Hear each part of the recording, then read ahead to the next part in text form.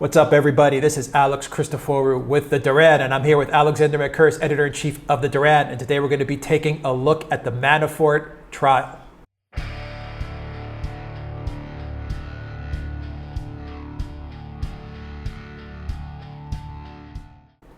So, Alexander, the Paul Manafort trial, I'm just going to ask you a very simple question.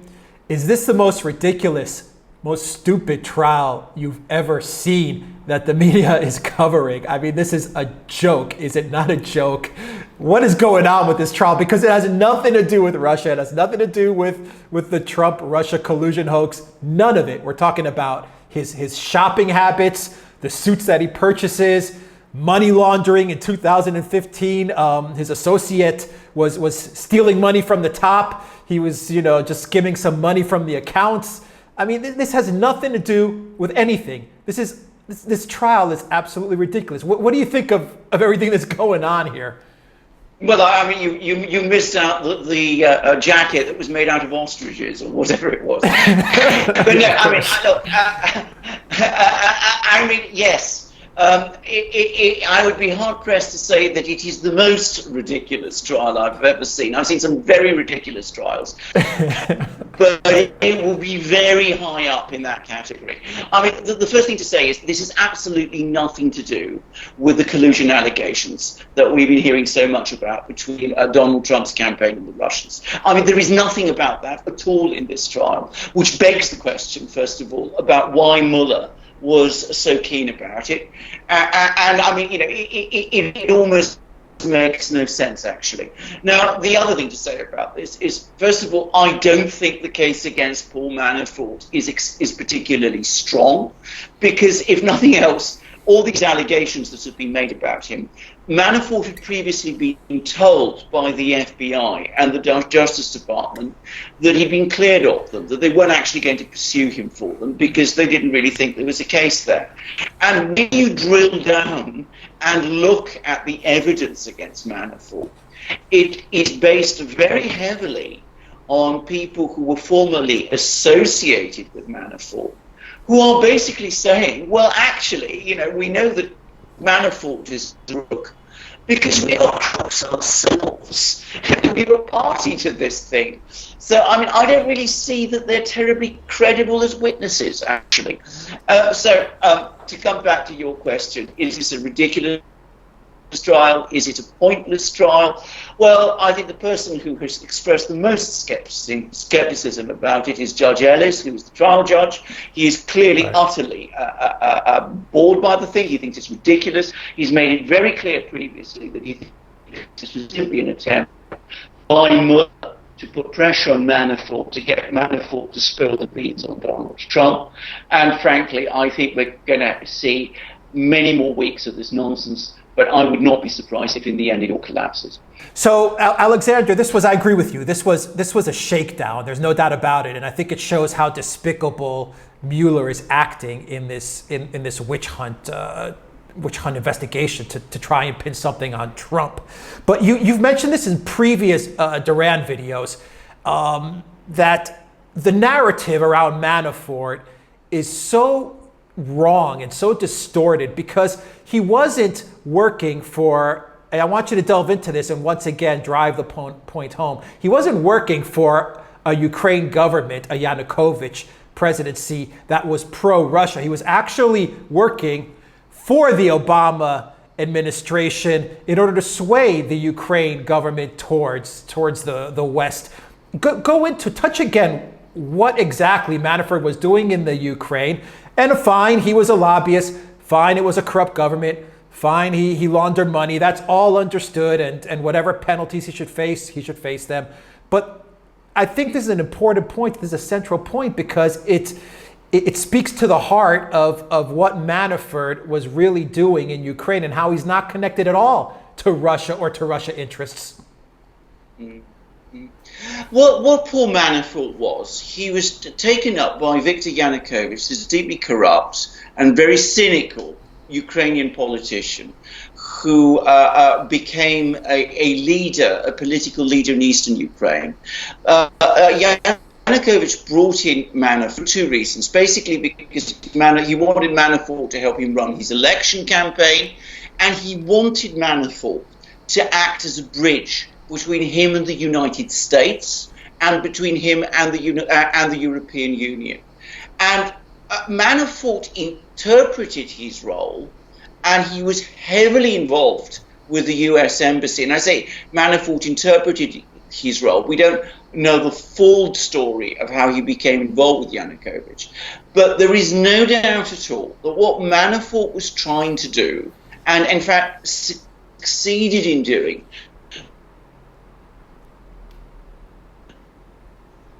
very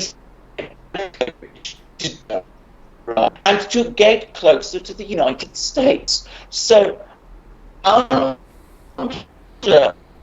Manafort refused to join the Russian-led economic union, the Eurasian Union, and he negotiated this association with the European Union, which is intended eventually to lead to Ukraine joining the European Union. And ultimately, the US's man inside the Ukrainian government. He was acting for Washington, not Moscow. And he did his job very well.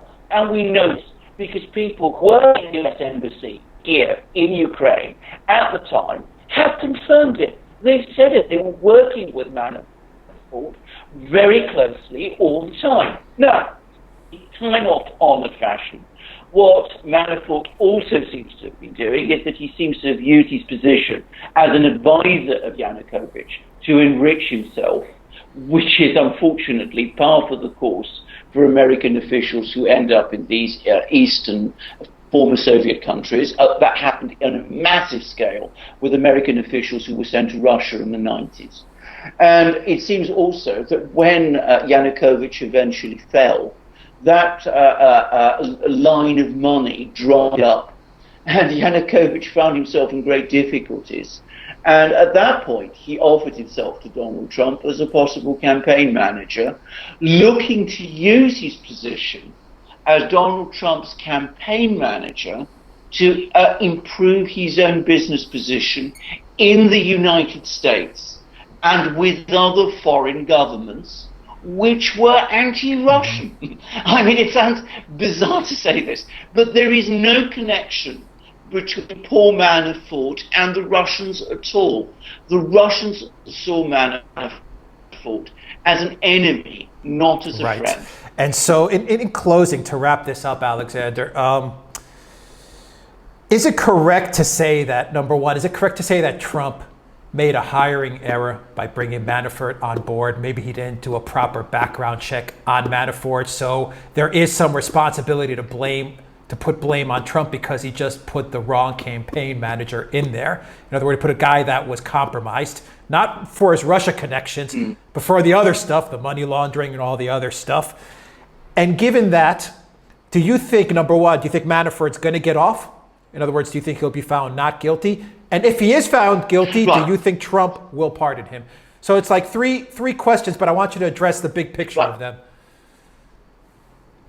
Yeah, okay, right. I think if we come back to Donald Trump, yes, he did make a hiring error, but I would make a point here, which is that, of course, when Donald Trump was persuaded to take on Manafort, which was in the late spring of 2016, late spring, early summer of 2016, Donald Trump was very inexperienced. He was not somebody who knew his way around Washington very well. And I think the reason he took Manafort on was because Manafort is a long-standing political operative within the Republican Party. Manafort had previously worked for Ronald Reagan, for Gerald Ford, for all sorts of people. And he was considered a safe pair of hands and a veteran Republican political professional. So, in fact, I think what Trump, in his own way, was trying to do was he was trying to move closer to the Republican Party by bringing Manafort in. And Manafort was brought in, and this is the time of the Republican Party convention. And then very quickly afterwards, Manafort unraveled, and he was gone. And then Trump brought in people like Steve Bannon. And in fact, I think the general consensus now is that his campaign got better. In other words, Manafort was a multiple hiring error. He was a hiring error because of his funny, strange history. And he was a hiring error because he was not actually terribly good at running Donald Trump's campaign. So I don't think we should be too critical of Trump because of it. I can understand how it happened. And Trump fixed it very quickly when, as I said, he pushed Manafort aside. Now, as to what eventually will happen to Manafort, I am not absolutely sure. I'm not going to put my hand on heart and say, I know what's going to happen. But I personally think that there is a high possibility, not perhaps a probability, but a high possibility that a jury will return a verdict of not guilty, because I think that the evidence that's been used against Manafort is very tainted. As I said, it depends on people who are his former associates and who turned on him because they've been told by Mueller to do so. Unless they do so, they would be in the dock with Manafort, or so they've been threatened. So I think juries are very suspicious of evidence like that, and I think this attempt to suggest that Manafort is a criminal simply because he has bizarre spending habits and likes leather jackets made from ostrich leather. I think that backfired, and I think it was ridiculed by the judge, who said that it's not a crime in the United States to be rich and to spend your money. So I would not be surprised if he's acquitted. What I think may work against him is, of course, this whole Russiagate hysteria, and the fact that, as I said, some members of the jury might be go against him because of his connection to Donald Trump. Now, if he's convicted, will Donald Trump pardon him, which is, I think, a question that some people have been asking. My guess is no, actually. I'm not, again, privy to Donald Trump's thoughts. I don't think Donald Trump and Paul Manafort were ever particularly close. I don't think Paul Manafort ever had any great input into Trump's campaign or activities. And I think that Donald Trump probably regrets getting involved with Manafort. And I don't think he will feel any great obligation to rescue Manafort because of the things that Manafort himself did. The only thing that might persuade Donald Trump to take a different view, and it would be in character. Donald Trump is somebody who stands by people, and that is that, I mean, it's so obvious that Paul Manafort has been targeted because for a few weeks he acted as Donald Trump's campaign manager. And Donald Trump may feel that it's unfair in the light of that to let him go to prison. But we'll see whether he's convicted first. I'm not convinced he will. Yeah, and I think it's clear, and you can comment on this as well. To me, it seems that it's clear that Manafort has not ratted out Trump. At least it doesn't seem like he's made a deal with Mueller, and it's probably driving Mueller crazy. So it seems that Manafort is showing a sense of, I guess for lack of a better word, loyalty to Trump. And would you say that it would also be in Trump's character to pardon Manafort if the verdict is extremely severe? Like, say they do give him a 20 or 30 year sentence for what should be a year's sentence. Yeah, I think that could very well tip things with Trump, actually. I mean, I think, as I said, Trump is, I saw him once described as a man who is certainly not stupid and not unkind. I mean, he is somebody who I think has empathy with people in Manafort's position. And I don't think he will like the fact if Manafort is facing a very, very long prison sentence. He will not like the fact that this man is being sent to prison, not because of anything he's really done, but simply because at a certain point in time, he happened to work for Donald Trump. And I think that Donald Trump will not want a person to go to prison because of that. I think that could very well. Yeah, especially when you see someone like Manafort being targeted by Robert Mueller, and then you see people like Tony Podesta and the Podesta brothers, who were just as involved in the Ukraine coup and lobbying with Ukraine as Manafort was, and they're getting deals. Well, my impression of Manafort, actually, now this is my own personal impression, is that he was a small-time player in Washington politics. He ran a lobbying firm in Washington, which was not particularly successful. He hit the jackpot when he managed somehow or other to get himself sent to Ukraine, where, as I said, he did very well there financially, but he spent the money very quickly. Possibly because the money was stolen from him by the people he relied upon to manage it for him. Right. But I don't get the impression that Manafort was a big player. Podesta was a much bigger player than Manafort. I mean, he is involved in far more things. And, of course, if you really want to talk about somebody who's been influence peddling on a gigantic scale, well, look at the Clinton Foundation and look at the kind of things that the Clintons, Bill and Hillary, were up to. And I mean, whatever Manafort did, it dwarfs by comparison. Yeah, especially what Bill Clinton was doing and what Hillary Clinton was doing in Russia. I mean, Bill Clinton was getting paid $500,000 just to speak in Moscow. Yeah? Well, exactly. I mean, you know, if you drill through all the material about the Clinton Foundation, I mean, there seems to have been a huge amount of influence peddling there. And it made, at the end of it, Bill and Hillary became extremely rich people. I mean, they're not just millionaires; they are, you know, into the hundreds of millions. Yeah. And as a result of things like that, and I mean, you know, by some accounts, at the time when Paul Manafort started to work for Donald Trump, so far from being a millionaire, he was in debt.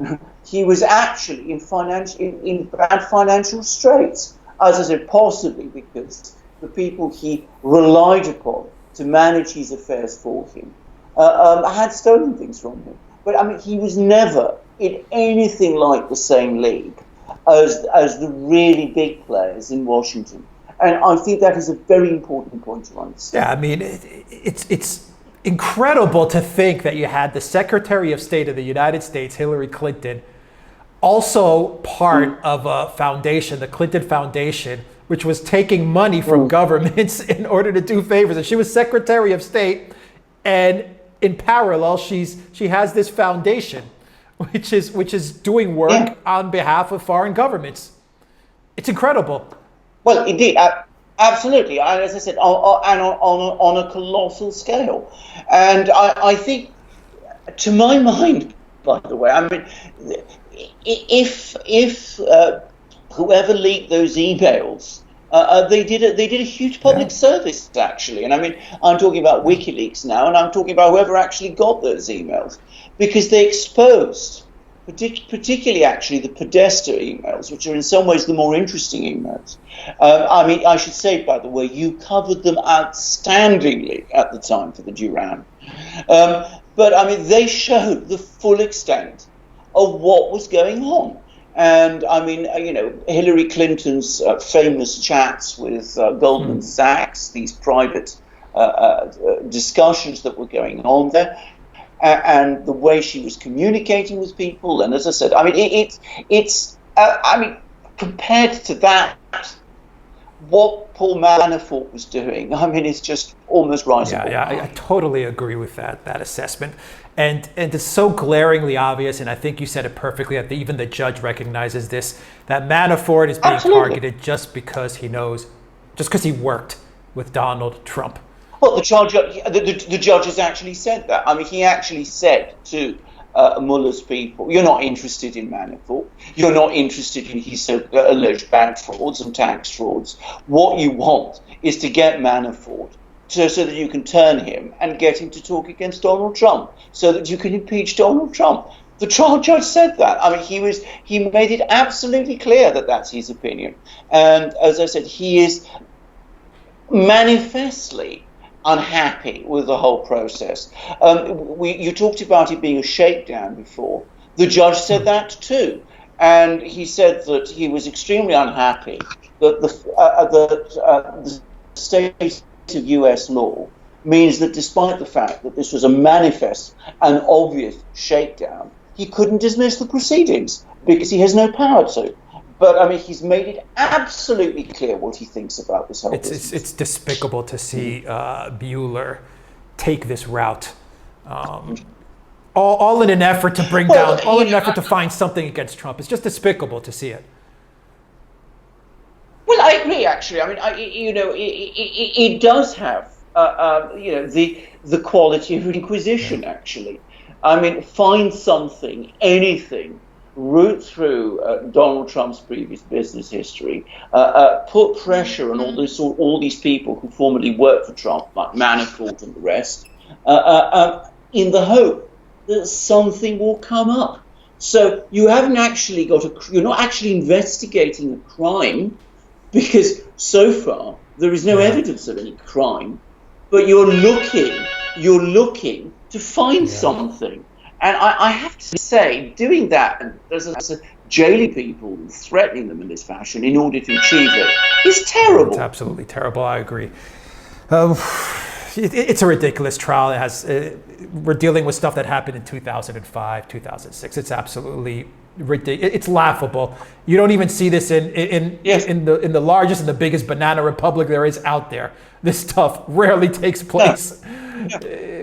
No. Well, which is why I think there's a fair chance he will be acquitted in the end, actually. Because I have actually quite a high opinion of jurors.